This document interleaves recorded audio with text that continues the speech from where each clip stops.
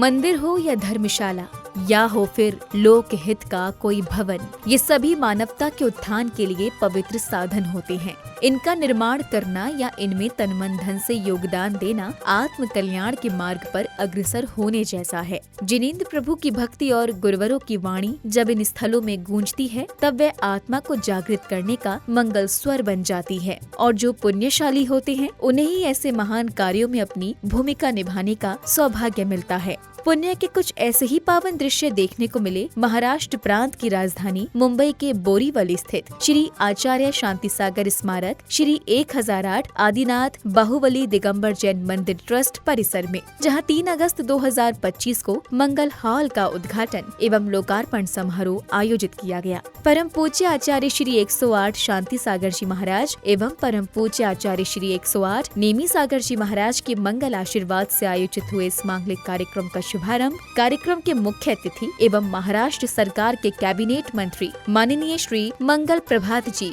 गुमानमल जी लोढ़ा के आगमन के साथ हुआ। जैसे ही माननीय मंत्री जी कार्यक्रम स्थल पर पधारे, तो आयोजन समिति के पदाधिकारियों एवं समाज के विशिष्ट जनों ने पुष्प वृष्टि के साथ उनकी भव्य अगवानी की।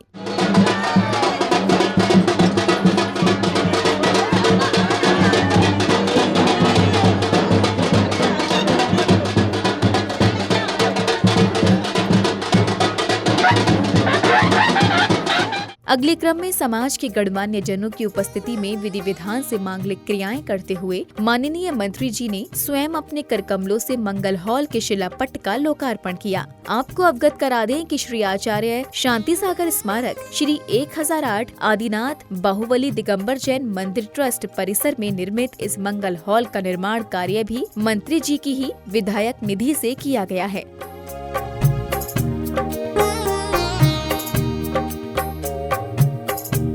शिलापट्ट के लोकार्पण के पश्चात माननीय अतिथि श्री मंगल प्रभात जी गुणमाल जी लोढ़ा जी ने फीता खोलकर समारोह के मंच का उद्घाटन किया और फिर सभी विशिष्टों सहित मंच पर आसन ग्रहण किया।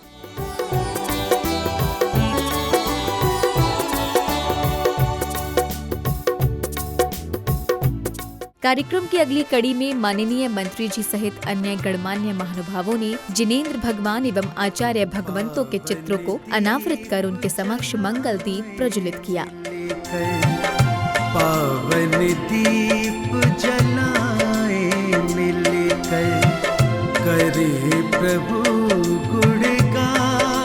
दीप प्रज्वलन आदि के बाद कार्यक्रम में अब थी बेला मंगलाचरण की, जिसके अंतर्गत समाज के बालक बालिकाओं ने भक्ति गीतों पर सुंदर नृत्य प्रस्तुत कर कार्यक्रम की शोभा में और भी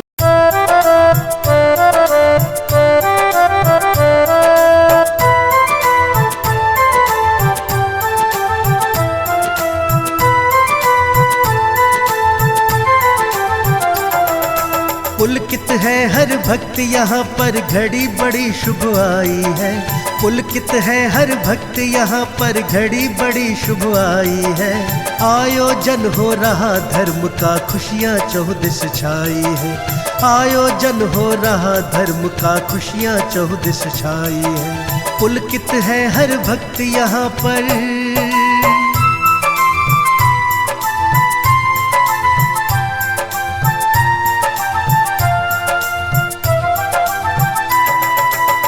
सुर संगीत की मधुर लहरियाँ गूंज रही है शुभकारी।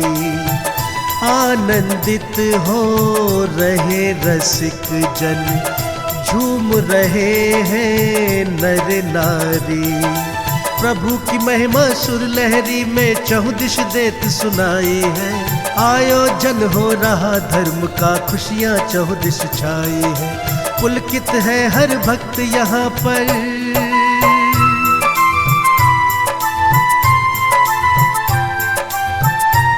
मंगलाचरण के बाद समाज की ओर से माननीय मंत्री जी एवं अन्य गणमान्य जनों एवं अतिथियों को माला आदि पहनाकर स्वागत अभिनंदन किया गया। इस दौरान उन्हें श्रीफल एवं पुष्प आदि भी भेंट किए गए।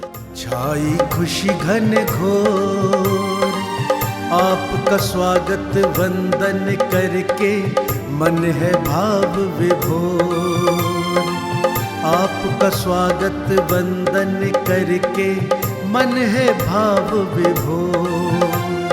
आपका स्वागत है श्रीमान, आपका स्वागत है श्रीमान। स्वागत सम्मान के उपरांत ट्रस्ट के अध्यक्ष श्री जितेंद्र बसंत लाल जी ने माननीय मंत्री जी एवं अन्य अतिथियों के सहयोग की अनुमोदना करते हुए सभी समाज जनों के समक्ष आगामी योजनाओं की रूपरेखा प्रस्तुत की। ये अभी 28,000 फुट का जो बांधकाम है, ये पूरा ट्रस मार्बल पूरा ये साहब ने स्वीकृति दिया, साहब ने ड्राइंग अप्रूव किया और आज ये बन के रेडी है। तो आज इसका लोकार्पण करने के लिए साहब ने स्वीकृति दी और वो आए और टाइम से पहले आज जो साहब ने टाइम बोला वो टाइम पे वो आ गए।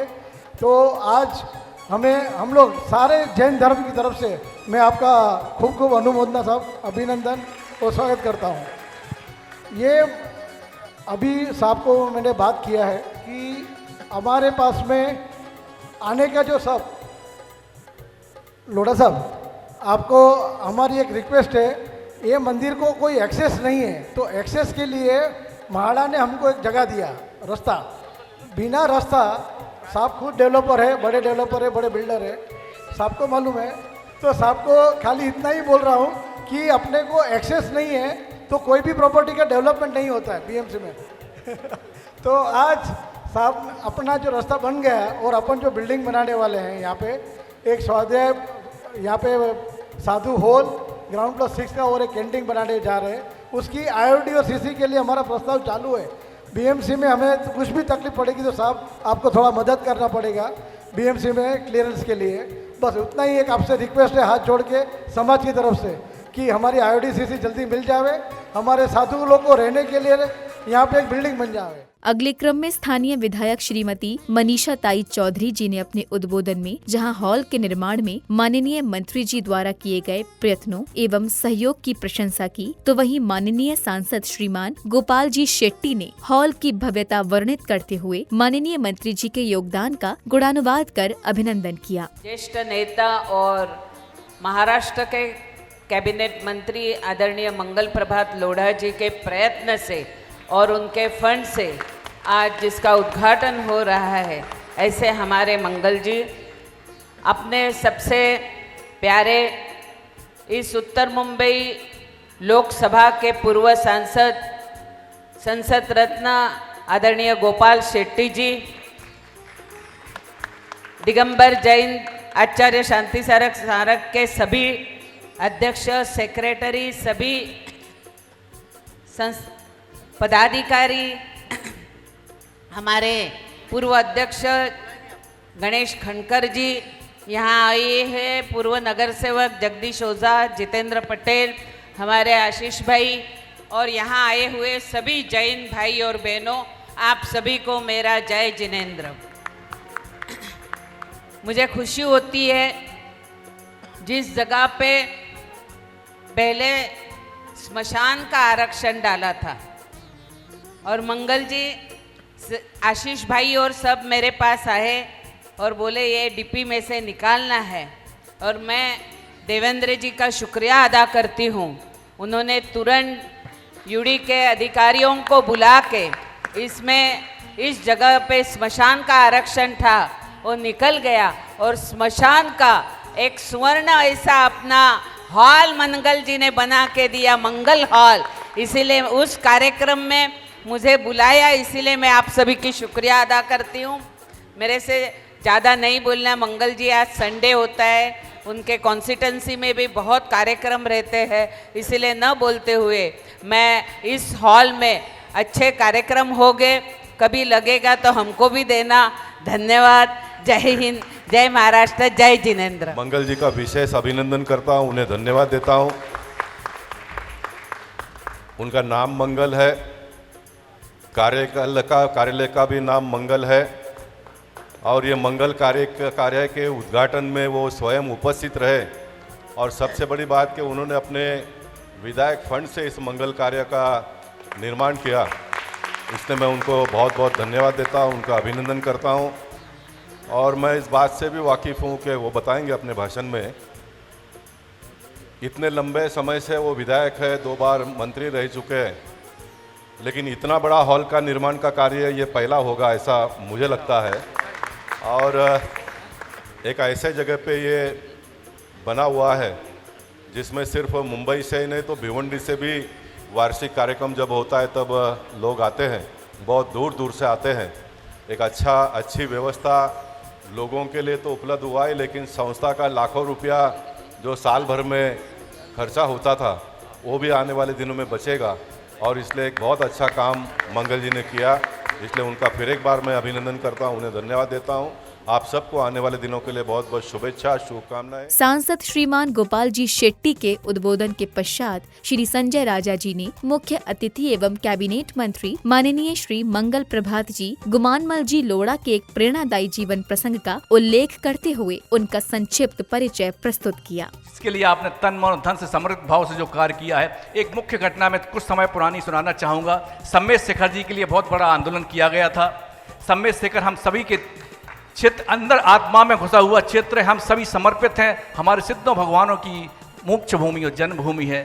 उस सम्मेद शेखर पर जब एक विघ्न आया था, 2 वर्ष पुरानी बात है, हम सभी आज़ाद मैदान में आंदोलन के लिए एकत्रित हुए थे।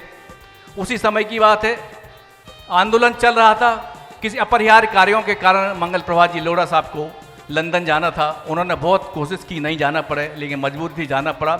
लेकिन उनको जैसा ही पता चला सम्मेद शेखर जी के ऊपर इतना बड़ा विघ्न आया है, उन्होंने कहा जब तक सम्मेद शेखर जी का निराकरण नहीं होता, सम्मेद शेखर जी का समाधान नहीं होता, तब तक मैं चप्पल नहीं पहनूंगा, जूते नहीं पहनूंगा।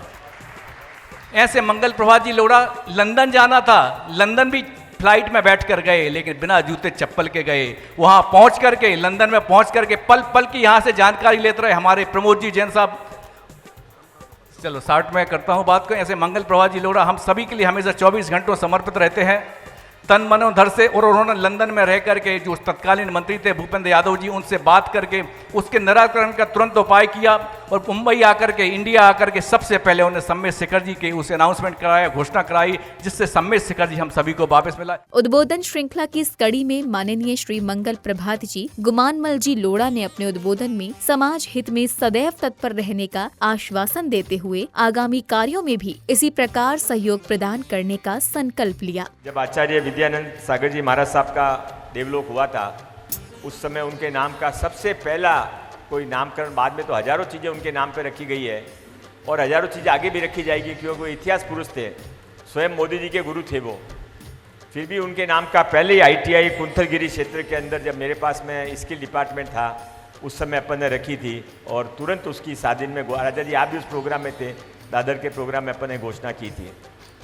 विल्ले पार्ले का जो बैठे, अनिल भाई और विल्ले पार्ले के कई लोग बैठे हैं, उस समय सरकार में रहने के बाद भी सरकार के खिलाफ में खड़ा होना, ये गोपाल जी के पास बैठा हूँ इसलिए थोड़ा उनका असर मेरे पर भी है।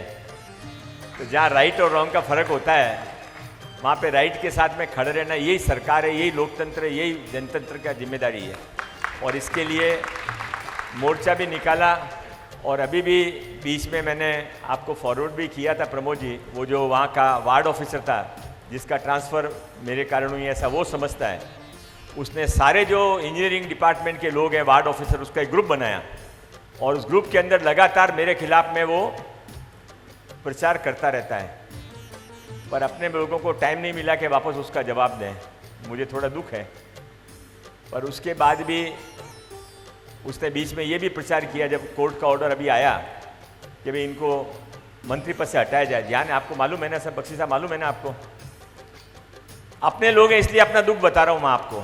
अपने लोग हैं क्योंकि जो मेरे साथ हो और किसी के साथ नहीं करेंगे तो अपने मित्र बढ़ेंगे, नहीं तो आप क्या ठीक है छोड़ देंगे उसको, भी ये जाने इसका काम जाने, तो वही मैं भी आपका ही तो हूँ ना, मैं अलग थोड़ी हूँ।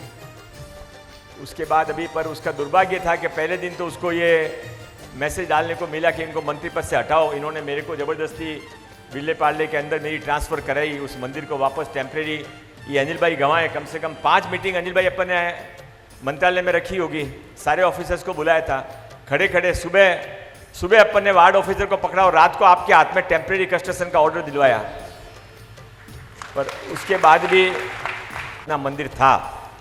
अनिल भाई को ये भी मालूम है कि अभी 7 दिन पहले गोपाल जी कमिश्नर के पास इन सबको लेके गया था और कमिश्नर से एडजस्टमेंट ऑफ आरजी को एक दूसरी जगह ट्रांसफ़र करके, ताकि इनकी मंदिर बनाने का मामला खुला, उसका उनके ऊपर से रिमार्क लेके आया। अभी आगे ऑर्डर लाना इनकी जिम्मेदारी है। उद्बोधनों के उपरांत मंदिर ट्रस्ट की ओर से जहां माननीय मंत्री जी को स्मृति चिन्ह प्रदान किए गए, तो वहीं हॉल का निर्माण करवाने वाले निरीक्षक अधिकारियों का भी ट्रस्ट के पदाधिकारियों ने स्वागत सम्मान किया। ज्यादा भव्य हुआ और भी ज्यादा भव्य हुआ आपको। स्वागत सम्मान के बाद माननीय मंत्री जी ने समाज के गणमान्य जनों की उपस्थिति में मंदिर परिसर में कबूतर आदि पक्षियों के विश्राम हेतु एक चबूतरे के निर्माण का भूमि पूजन किया। तत्पश्चात सभी ने णमुकार महामंत्र का पाठ कर प्रभु से सर्व शांति की कामना की।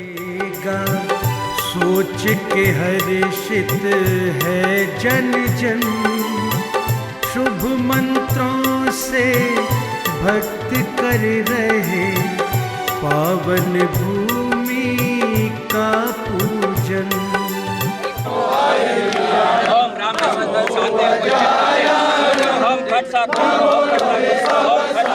शांतिनाथ भगवान की जय। समस्त आचार्य संघ की जय। ओम नमो रक्षा नमो हरिहंताणं नमो सीताणं नमो आयज्ञानं नमो उवजायानं नमो लोहे सवसाहुनं नमो हरिहंताणं नमो सीताणं नमो आयज्ञानं नमो उवजायानं। एक मिनट रुको। नमो लोहे सवसाहुनं। भूमि पूजन के बाद माननीय मंत्री जी ने मंदिर पहुंचकर वहां विराजित तीर्थंकर श्री 1008 चंद प्रभु भगवान का दर्शन वंदन कर उनके समक्ष अर्घ्य समर्पित किए।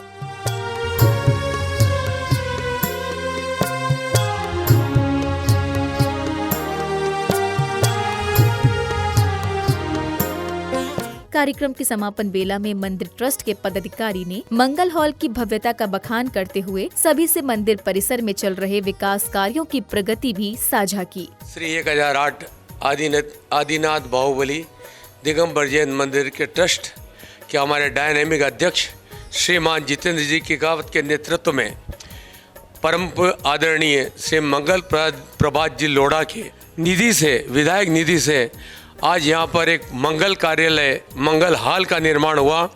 हम उन्हें बहुत बहुत बधाई देते हैं। आज ये मुंबई में इतना बड़ा हॉल बना है कि इसमें 25,000 स्क्वायर फीट का हॉल, जिसमें 5,000 आदमी आराम से बैठ सकते हैं, ऐसे हॉल का निर्माण हुआ है। यहाँ कोई भी कार्यक्रम हो सकता है। और आपको पता है कि यहाँ पर पोदनपुर 3 मूर्ति में एक उच्च स्तर का विकास कार्य यहाँ पर हमारा चल रहा है। हमारी आगे भी योजना है, जिस योजना के अंतर्गत 48 कमरे की एक धर्मशाला एवं छात्रावास का निर्माण किया जाएगा। एक बहुत विशाल भोजनशाला का निर्माण करने की भी हमारे अध्यक्ष की निर्णय लिया गया है। उसको हम जल्द से जल्द पूरा करेंगे।